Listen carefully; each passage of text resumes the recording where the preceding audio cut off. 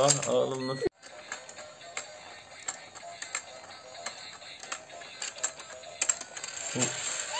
Ha düzeliyor sonra.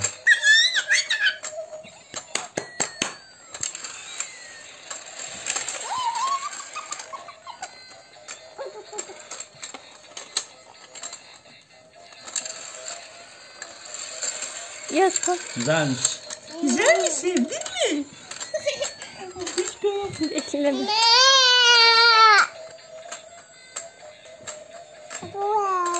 Onu bırak. Bu iki günde yalan eder.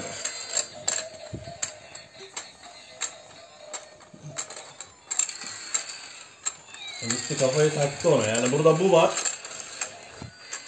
O gitti ona kafayı taktı ya. Hayır.